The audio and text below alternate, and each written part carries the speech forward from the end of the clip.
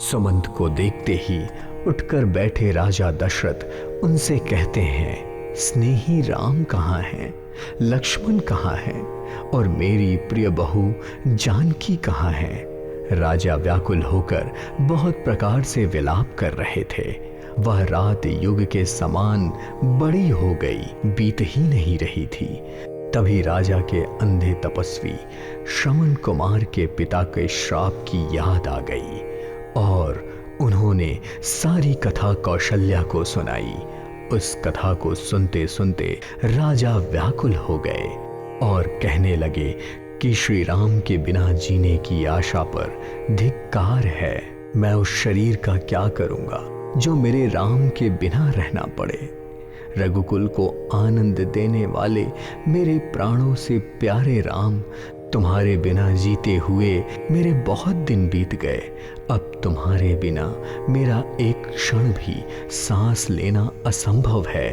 और राजा बार बार राम कहते हुए उनके विरह में शरीर त्याग कर सुरलोक को सिधार गए।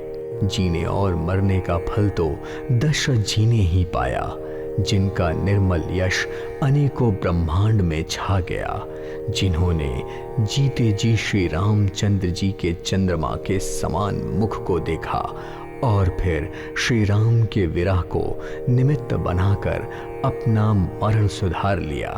सब रानियों शोक के मारे व्याकुल होकर रो रही थीं। वे राजा के रूप, शील, बल और तेज का बखान कर करके अनेकों प्रकार से विलाप कर रही थीं और बार बार धरती पर गिर गिर पड़ती थीं। दास दासी सभी व्याकुल होकर विलाप कर रहे थे और नगर निवासी घर घर में रो रहे थे और कह रहे थे कि आज धर्म की सीमा, गुण और रूप के भंडार सूर्य कुल के सूर्य अस्त हो गए। सभी कैकेयी को गाली दे रहे थे, जिसने संसार भर को बिना नेत्र का कर दिया। इस प्रकार विलाप करते करते रात बीत गई। प्रातःकाल समाचार मिलते ही सारे बड़े बड़े ज्ञानी मुनि वहां आ गए।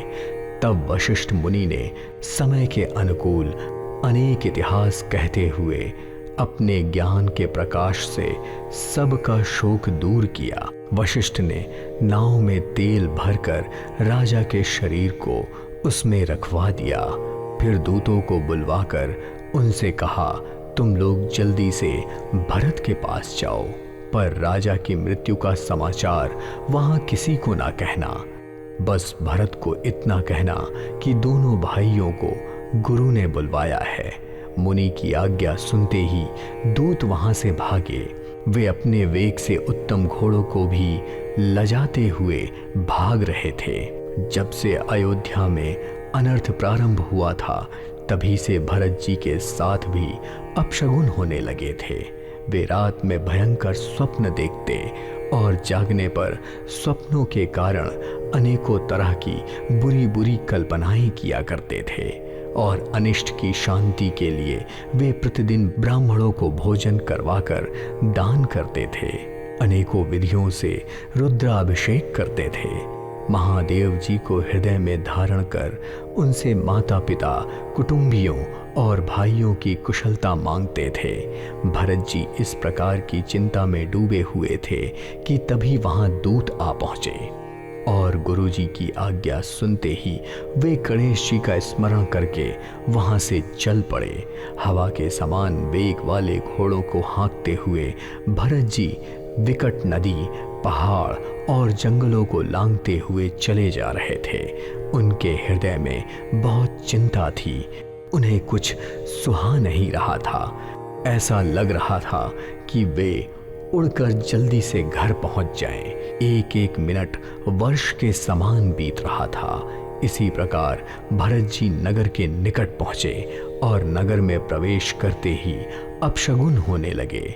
कौवे बुरी जगह बैठकर तरह तरह के कांव कांव कर रहे थे। गधे और सियार अजीब आवाज से बोल रहे थे। यह सुन सुनकर भरत के मन में बहुत पीड़ा हो रही थी। तालाब, नदी, वन, बगीचे सब शोभाहीन हो रहे थे। सारा नगर बहुत ही भयानक लग रहा था। श्री राम के वियोग रूपी रोग से सताए हुए सारे पशु पक्षी ऐसे दुखी हो रहे थे कि देखे नहीं जा रहे थे। नगर के सभी स्त्री पुरुष अत्यंत दुखी थे, मानो सब अपनी सारी संपत्ति हार कर बैठ गए हों। नगर के लोग आपस में मिल तो रहे थे पर कुछ कहते नहीं थे। वे चुपके से वंदना करके चले जाते थे। भरत जी भी किसी से कुशल नहीं पूछ पा रहे थे, क्योंकि उनके मन में भय और विषाद छाया हुआ था। बाजार और रास्ते देखे नहीं जा रहे थे, मानो नगर में 10 दिशाओं में अग्नि लगी हो। पुत्र के आने का समाचार सुनते ही कैकेयी बहुत हर्षित हुई।